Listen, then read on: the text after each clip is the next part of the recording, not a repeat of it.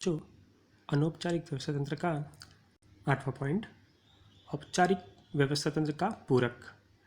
कई बार क्वेश्चन में पूछा जाता है अनौपचारिक व्यवस्था तंत्र को औपचारिक व्यवस्था तंत्र का पूरक क्यों कहा जाता है।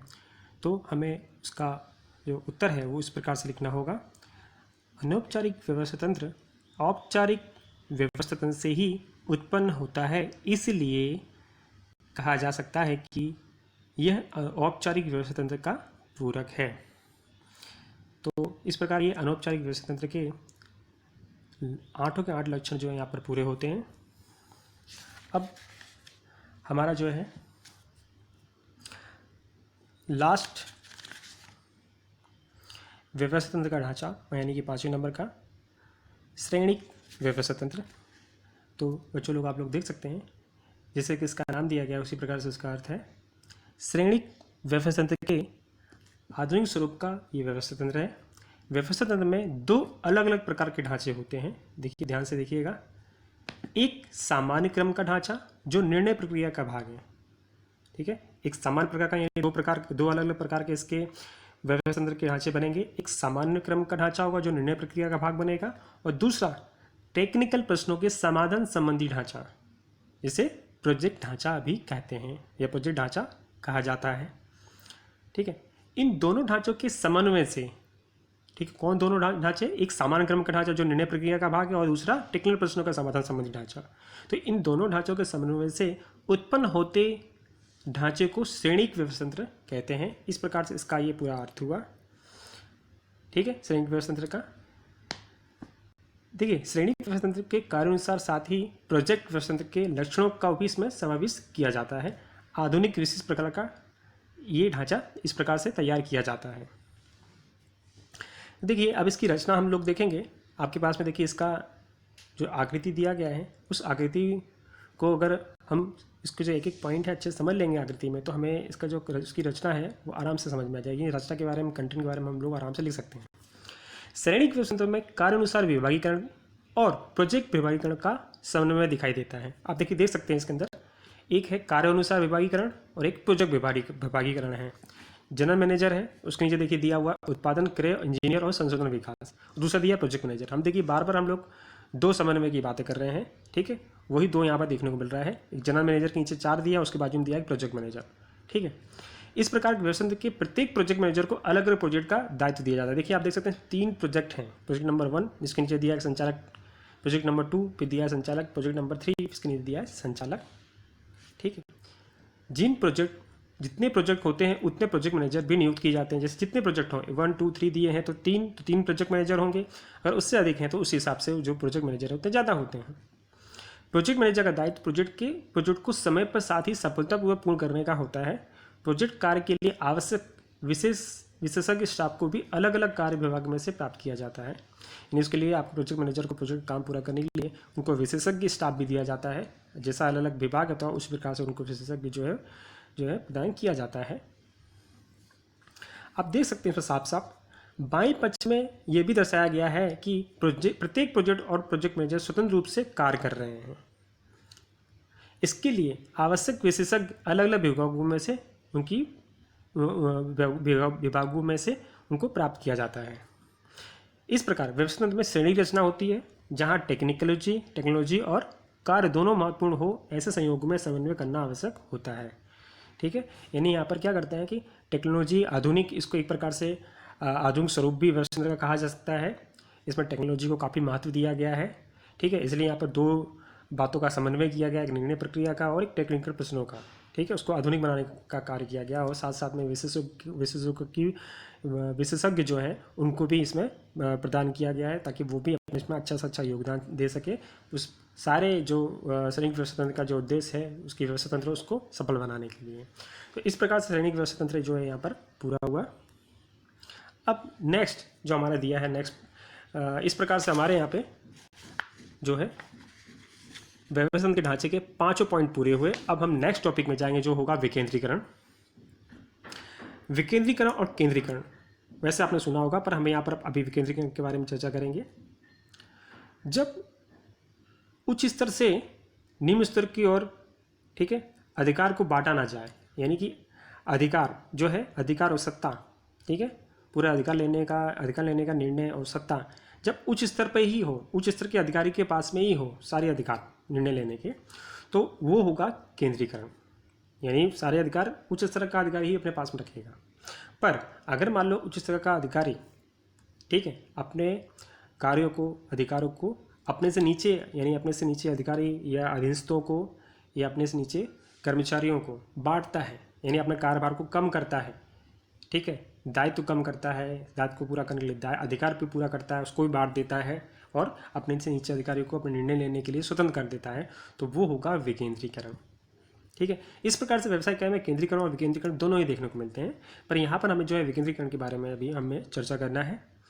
अब उसका विचार दिया है जो मैंने आपको बताया विकेंद्रीकरण के बारे में, जैसे कि विकेंद्रीकरण में क्या होता है, अधिकार और दायित्व जो होते हैं एक साथ जुड़े हुए होते हैं। यानी सीधी सी बात है, उच्च स्तर का अधिकारी अपने से नीचे के अधिकारी को या अधीनस्थों को जो है कार्य देता है, जिम्मेदारी देता है, उसको पूरा करने का दायित्व देता है और उसको साथ साथ सफलतापूर्वक वो प्रभावशाली ढंग से उसको पूरा कर सके, इसलिए उसको उसका अधिकार भी देता है। यानी कि अपने सत्ता का अधिकार का जो है बंटवारा करता है, उसको अपने कार्य को निर्णय लेने में, कार्य के निर्णय लेने में अधीनस्थों को स्वतंत्र करता है।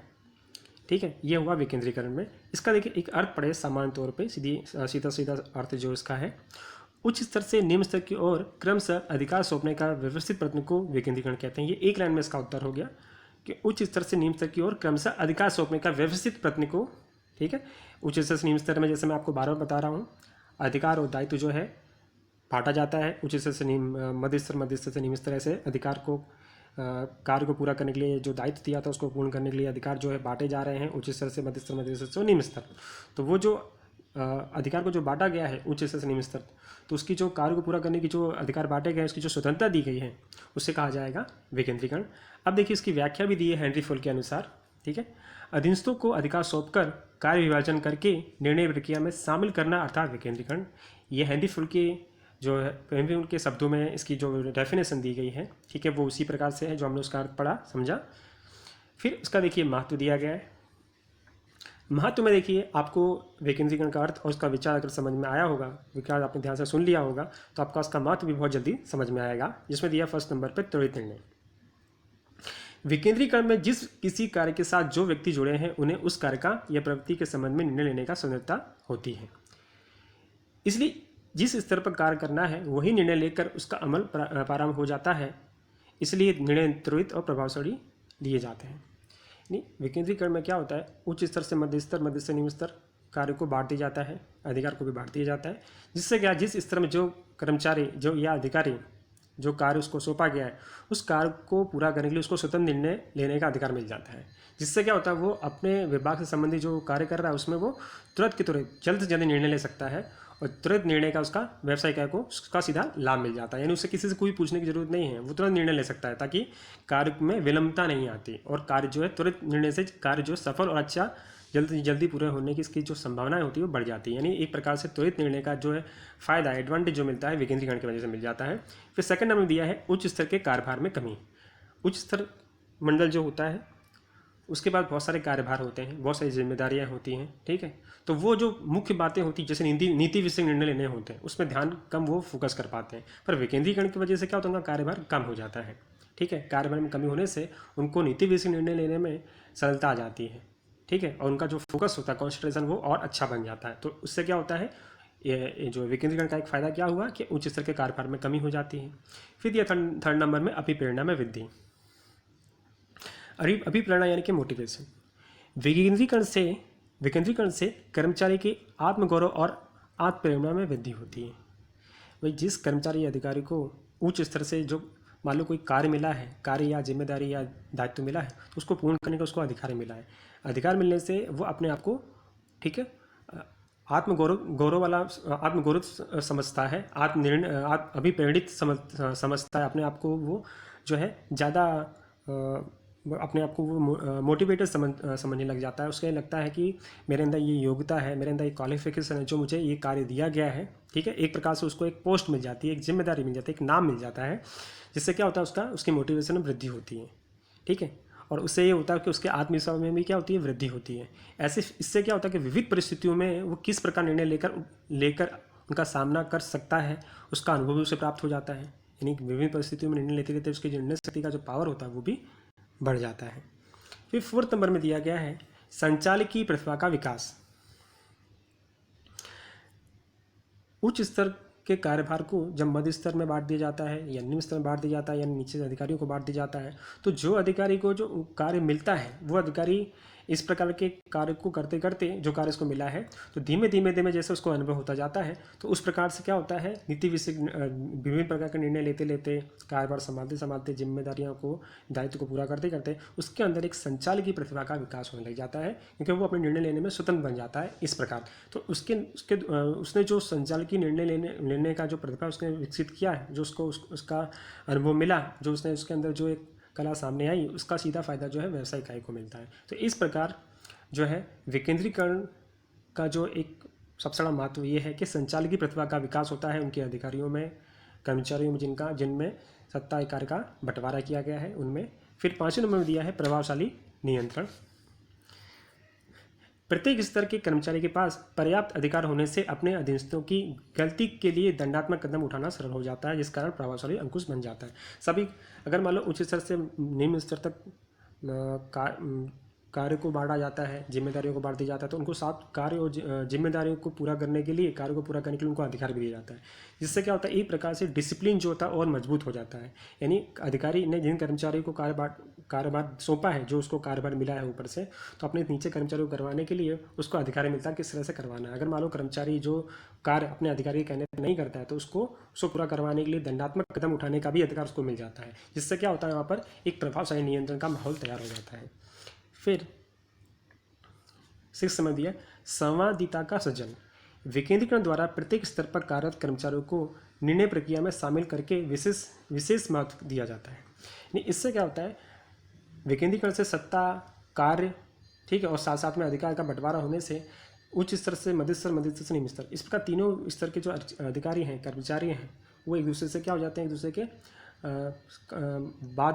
एक दूसरे से बात या चर्चा विचारणा के करने के संपर्क में आ जाते हैं। एक दूसरे से वो बातचीत करना, उनका एक दूसरे से कम्युनिकेशन करना, वाद व्यवहार, ठीक है, वार्तालाप वो बढ़ जाता है। इससे क्या होता है कि आपस में आचार विचार और एक दूसरे के विचारों का जो आदान प्रदान है, ठीक है, डिस्कशन है, उसका जो एडवांटेज है वो सभी को मिलने लग जाता है। इस प्रकार से क्या होता है, संवादिता का सृजन होता है। फिर लास्ट दिया हुआ है इसका सीमाएँ।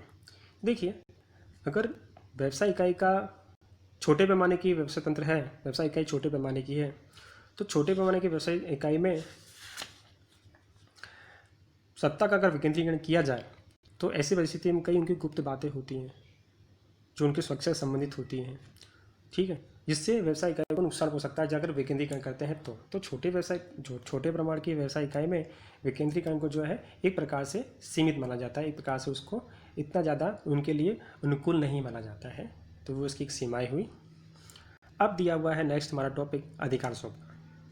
देखिए, अधिकार सौंपने का जो अर्थ है वो इस प्रकार है, नियम की दृष्टि से अधिकार अर्थात नियमानुसार कदम उठाने का अधिकार, परंतु व्यवसाय इकाई में संचालन की दृष्टि से देखें तो अधिकार अर्थात आदेश देना, उनका पालन हो, यह देखने का अधिकार। देखिए, अधिकार सौंपना जो हमने देखा वही उच्च स्तर से मध्य स्तर, मध्य स्तर से निम्न स्तर, इस प्रकार क्या किया जाता है, अधिकार सौंपे जाते हैं। अधिकार तब सौंपे जाते हैं कि उनको कार्य को पूरा किया जा सके, और कार्य को कब कैसे पूरा करना है, एक दिए गई जिम्मेदारी, एक दिए गए दायित्व के अनुसार पूरा करना होता है। तो इस प्रकार से क्या किया जाता है, अधिकार सौंपा जाता है। अब देखिए, यहाँ पर लुईस एलन के अनुसार व्याख्या दी गई है, अधिकार सौंपना ऐसी प्रक्रिया है जिसमें संचालक अपने को प्राप्त अधिकार में से अपने सहायकों को कार्यकर्ताओं के साथ अधिकार सौंपता है, और सहायक अन्य व्यक्तियों के सहयोग से कार्य को अमल करवाने के उद्देश्य से इसको सचेतता से स्वीकार करता है। ठीक है, जैसे मैंने आपको बताया कि देखिए, अधिकार सौंपना सिर्फ अधिकार सौंपना नहीं है, उसमें अधिकार जो है कार्य के अनुसार सौंपा जाता है। कार्य को जो कार्य दिया, उस कार्य को वो जिस अधिकारी को कार्य सौंपा गया, उस कार्य को जिम्मेदारी से, दायित्व के साथ में, ठीक है, ईमानदारी से, निष्ठापूर्वक उसको समय अनुसार पूर्ण कर सके, उस प्रकार से उसको अधिकार सौंपा जाता है, ताकि उसको अधिकार को उसको जो कार्य मिला है, वो कार्य की जो जिम्मेदारी उसको पूर्ण करने में कहीं किसी प्रकार की रुकावट या परेशानी आए, तो वो अपने अधिकार का उपयोग करके उस सबकी समस्याओं का समाधान ला सके। फिर दिया उसका, देखिए, अब एक प्रकार से उसका महत्व दिया गया है उस प्रकार से, इसमें दिया फर्स्ट नंबर में कार्यक्षम संचालन। अधिकार सौंपने के कारण क्या होता है, उच्च स्तर पर कार्य अधिकारी के कार्यों में कमी हो जाती है।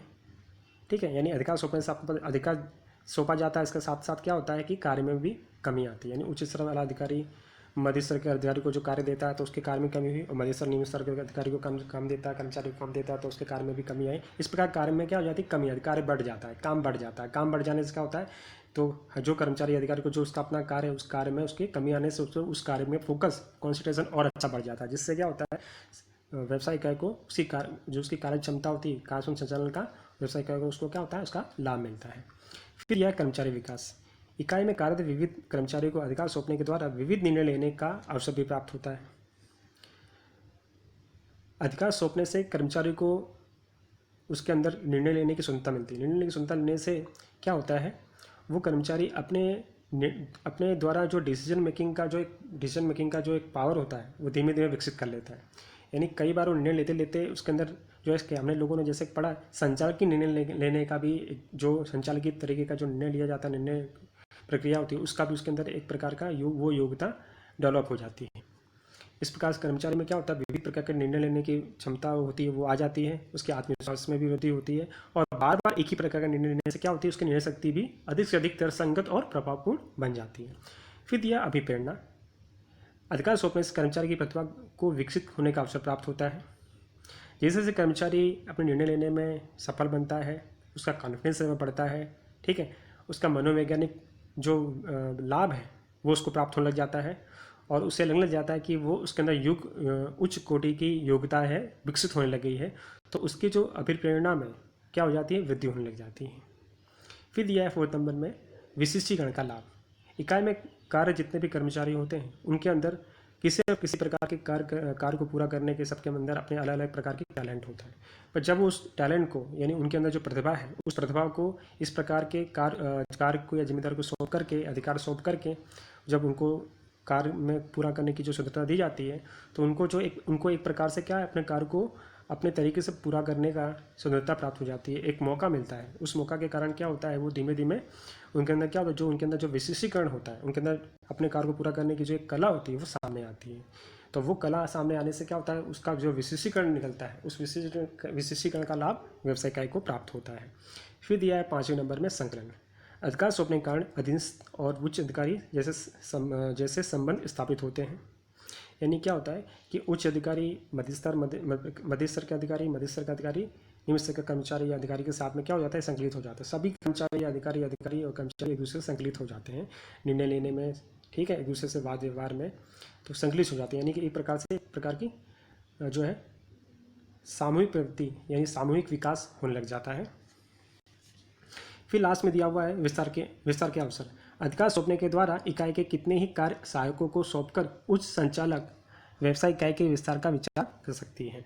यानी इससे क्या होता है कि जब कार्यों को अधिकारों को जब बांटा जाता है तो कार्य में भी बंटवारा होता है, कार्य में बंटवारा होता है तो सब अधिकारी के पास में अपने कार्य क्या हो जाते हैं, कम हो जाते हैं, यानी उनके पास सीमित मात्रा में कार्य हो जाता है। तो इस प्रकार से कार्य बांटने से व्यवसाय इकाई का कार्य बढ़ जाता है, तो व्यवसाय इकाई को अपने व्यवसाय इकाई का विस्तार करने का पूरा मौका मिल जाता है, क्योंकि सबके पास जो कार्य होते हैं वो सीमित मात्रा में होते हैं। तो अगर मान लो विस्तार किया जा सके, सब अपने कार्य को भी इसी प्रकार से फोकस करके, ध्यान लगा करके और कार्य को बढ़ा सकते हैं। यानी इस प्रकार से व्यवसाय इकाई को अधिकार सौंपने से विस्तार करने का मौका मिल जाता है। अब दिया हुआ है